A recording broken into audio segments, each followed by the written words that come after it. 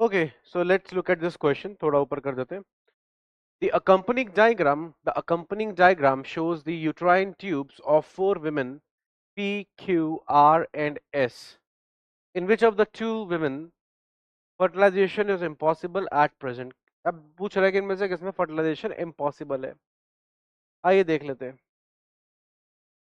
पहले इसमें देखते हैं. देखिए इसमें इन्होंने क्या किया है, एक पंप बना दिया है. मतलब मान लो ये ट्यूब है ना,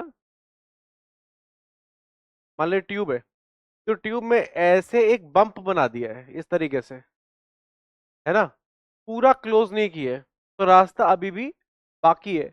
और इतना रास्ता काफी है स्पर्म के ट्रैवल करने के लिए. प्रोबेबिलिटी कम हो जाएगी, लेकिन इम्पॉसिबल नहीं होगा फर्टिलाइजेशन. तो ये नहीं आएगा. दूसरे में एक को ब्लॉक किया है, एक खुला है, तो स्पर्म यहां से फर्टिलाइज ना करे तो यहां पे फर्टिलाइज कर देगा. और आपको पता है कि एक बार एग एक से यहां से आता है, एक बार एग यहां से आता है. तो यहां से जब एग आएगा तब तो फर्टिलाइजेशन नहीं होगी, लेकिन जब यहां से एग आएगा तो फर्टिलाइजेशन हो जाएगी. तो ये भी बेटा गलत हो गया. समझे मेरी बात? कि एग जो है वो एक बार राइट से आता है, एक बार लेफ्ट से आता है. एक बार एग आएगा यहां से, तब फर्टिलाइजेशन नहीं होगी.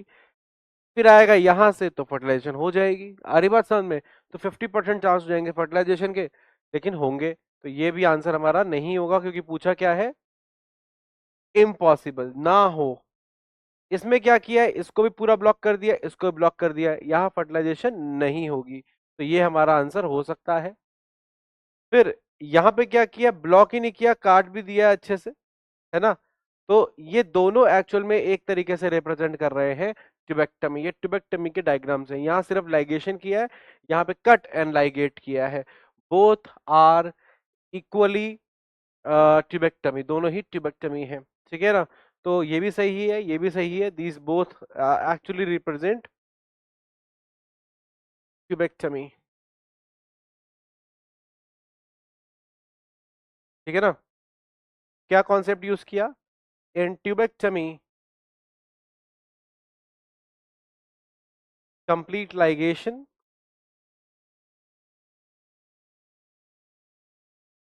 और कट एंड लाइगेट होता है फेलोपियन ट्यूब. तो फेलोपियन ट्यूब को या तो कट और लाइगेट करते हैं, या सिर्फ अच्छे से लाइगेट कर देते हैं, हीट लाइगेट कर देते हैं. तो आर आ गया. एक तो आर में इम्पॉसिबल है और एस में इम्पॉसिबल है. तो R and S, that is our C option. तो आंसर हो गया सी, और कॉन्सेप्ट हो गया ये. क्लियर? तो ये है आपका आंसर सी, और ये है आपका कॉन्सेप्ट यहाँ पे लिखा हुआ है.